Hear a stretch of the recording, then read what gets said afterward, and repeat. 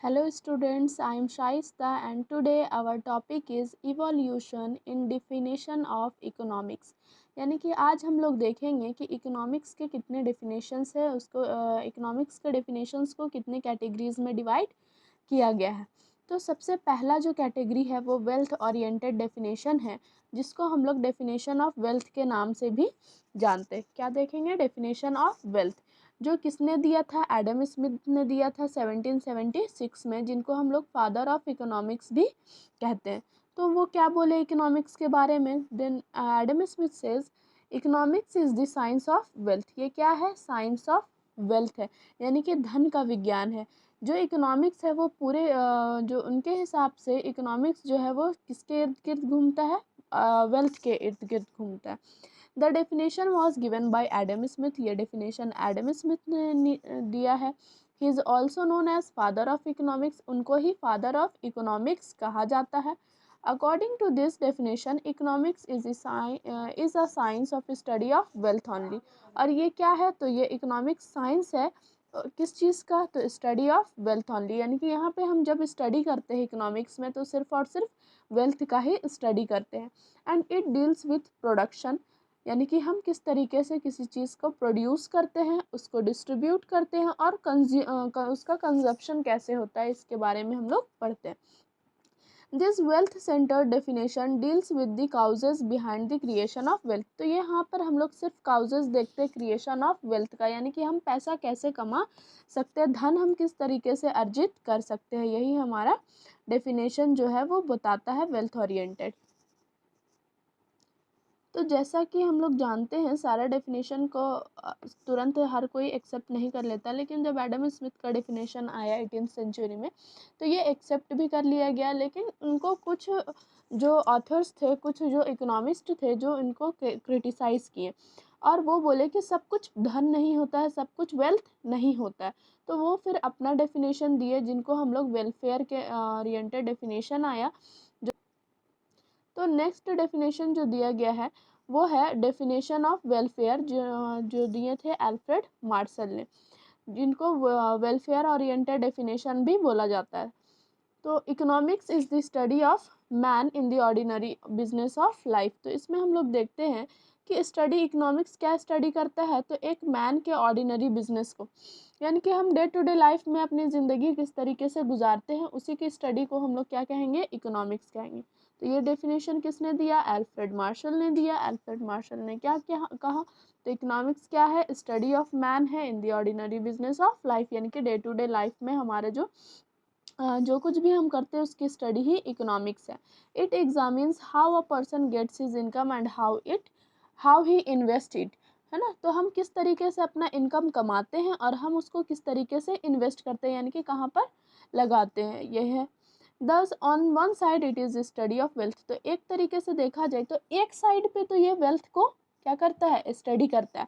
लेकिन दूसरे ही तरफ on the other hand most important side it is study of wellbeing, यानी कि वेलबींग का स्टडी है, यानी कि वेलफेयर का। यानी कि सिर्फ ये पैसे से जुड़ा हुआ नहीं है, बल्कि धन कमाने से जुड़ा हुआ नहीं है, बल्कि लोगों को मदद करने से भी मदद भी करना सिखाता है, वेलफेयर करना भी हमको सिखाता है।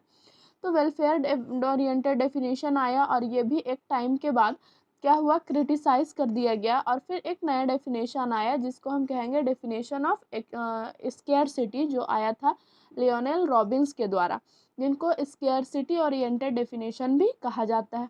तो उन्होंने क्या कहा इकोनॉमिक्स के बारे में? तो economics is the aspect of scarcity in all economic behaviour.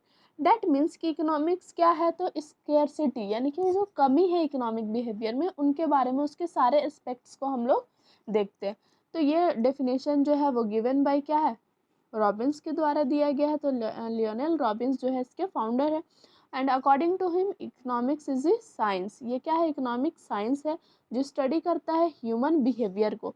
अब हम किस तरीके से बिहेव करते हैं, ये साथ ही साथ हमारे पास, हम लोग पहले ही देख चुके थे इकोनॉमिक्स में कि हमारा जो रिसोर्सेज होता है वो स्केयर है, यानी कि कम है, लिमिटेड है, और उसका यूज़ जो है ऑल्टरनेटिव है। तो हम उस ऑल्टरनेटिव यूज़ के साथ जो है स्केयर रिसोर्सेज का इसको स्केयर रिसोर्सेज के अल्टरनेटिव यूजेस है, उसके बावजूद हम उन स्केयर मीन्स का किस तरीके से मैक्सिमम सेटिस्फैक्शन जो है गेन करते हैं, इसी चीज़ की स्टडी को हम कहेंगे कि क्या है, इकोनॉमिक्स है। तो इसके फीचर्स क्या हो गए कि ह्यूमन वांट्स आर अनलिमिटेड, हमारी ज़रूरतें जो है, हमारे चाहते जो हैं वो अनलिमिटेड है, और उसके जो यूजेस है वो अल्टरनेट है, यानी कि बहुत सारे तरीके से हम उन्हें एक ही चीज़ को हम कई तरीके से यूज़ कर सकते हैं। तो हम उसका एफिशिएंट यूज़ देखेंगे कि सबसे अच्छे तरीके से हम क्या यूज़ कर सकते हैं, और ऑप्टिमाइजेशन एक्सेप्ट करें, यानी कि उन रिसोर्सेज का हम बेस्ट जो यूज़ कर सकते हैं उन बेस्ट यूज़ को करेंगे। देन जो स्केर्सिटी ओरिएंटेड डेफिनेशन था, इसको भी क्या किया गया, क्रिटिसाइज कर दिया गया, और फिर जो है नया डेफिनेशन आया, वो है डेफिनेशन ऑफ ग्रोथ, जो दिया था पॉल ए सैमुएल्सन ने 1948 में। तो उन्होंने क्या कहा, तो पॉल ए सैमुएल्सन ने कहा, economics is concerned with determining a pattern of employment of scarce resources to produce commodities over time.